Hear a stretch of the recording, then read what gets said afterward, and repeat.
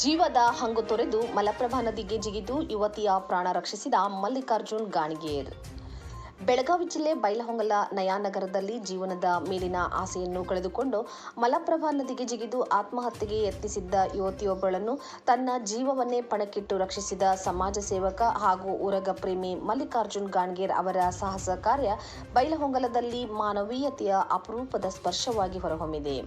ಮಂಗಳವಾರ ಸಂಜೆ ನಯಾನಗರ ಸಮೀಪದ ಮಲಪ್ರಭಾ ನದಿ ಸೇತುವೆ ಬಳಿ ಈ ಹೃದಯ ಸ್ಪರ್ಶಿ ಘಟನೆ ನಡೆದಿದೆ. ಸುಮಾರು 120 ಅಡಿ ಎತ್ತರದ ಸೇತುವೆಯಿಂದ ಯುವತಿ ನದಿಗೆ ಜಿಗಿದಿರುವುದನ್ನು ಗಮನಿಸಿದ ಸ್ಥಳೀಯರು ಕೆಲ ಕ್ಷಣಗಳ ಕಾಲ ಆತಂಕಕ್ಕೊಳಗಾದರು.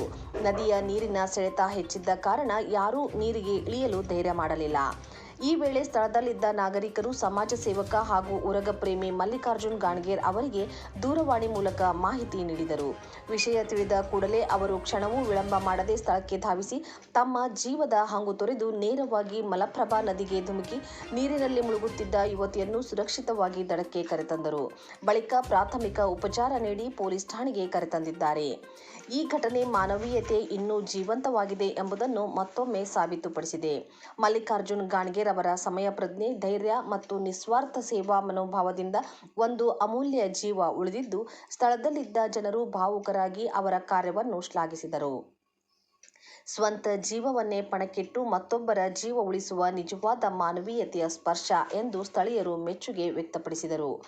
ಸಿಪಿಐ ಪ್ರಮೋದ್ ಯಲಿಗಾರ್ ಅವರು ಕೂಡ ಮಲ್ಲಿಕಾರ್ಜುನ್ ಗಾಣಿಗೇರ್ ಅವರ ಧೈರ್ಯ, ಸಮಯ ಪ್ರಜ್ಞೆ ಹಾಗೂ ಮಾನವೀಯ ಸೇವೆಯನ್ನು ಅಭಿನಂದಿಸಿ ಇಂತಹ ಸಮಾಜ ಸೇವಕರು ಸಮಾಜಕ್ಕೆ ಮಾದರಿಯಾಗಿದ್ದಾರೆ ಎಂದು ಪ್ರಶಂಸಿಸಿದರು. ನಮ್ಮ ಬೈಲಹೊಂಗಲ ತಾಲೂಕ ಮಲಪ್ರಭಾ ನದಿ ಒಳಗೆ ಒಂದು ಹುಡುಗಿ ಮುಳುಗಾತಿತ್ತು. ಆ ಟೈಮ್ದಾಗ ನಾನು ಇರೋಕ್ಕಿಲ್ಲ, ನಮ್ಮ ಹುಡುಗರಲ್ಲಿ ಹೊಳಿ ಕೂಲ್ ಮೇಲೆ ನಿಂತಾಗ ಸ್ವಲ್ಪ ಜನ ಇಲ್ಲಿ ಅರ್ಜೆಂಟ್ ಬರೀ ಒಂದು ಹುಡುಗಿ ಮುಳುಗಾತಂತ ಹೇಳಿದ್ರು. ಅದ್ರ ಬಳಿಕ ನಾ ಅಲ್ಲಿ ಹೋದ್ನಿ. ಹುಡುಗಿ ಒಂದು ಸ್ವಲ್ಪ ಮುಳುಗಿ ಹೋಗಿತ್ತು. ಮೇಲ್ಗಡೆ ಜಿಗದ ಹುಡುಗಿಯನ್ನು ರಕ್ಷಣೆ ಮಾಡಿದ್ದೇನೆ. ಯಾವ ಹುಡುಗಿ, ಆ ಹೆಸರು ಏನು, ಊರು ನನಗೆ ಗೊತ್ತಿಲ್ಲ. ಇವತ್ತು ಒಂದು 4 ಗಂಟೆ ಸುಮಾರಿಗೆ ಒಂದು ಹುಡುಗಿ ನಮ್ಮ ನಯಾನಗರ ಬ್ರಿಡ್ಜ್ ಮೇಲಿಂದ ಆತ್ಮಹತ್ಯೆ ಮಾಡಲು ನಮ್ಮ ಮಲಪ್ರಭಾ ನದಿಗೆ ಧುಮುಕಿದ್ದು.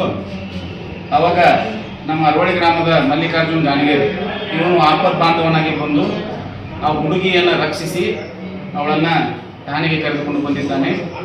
ಈ ವ್ಯಕ್ತಿಗೆ ಒಂದು ಸಲಾಂ.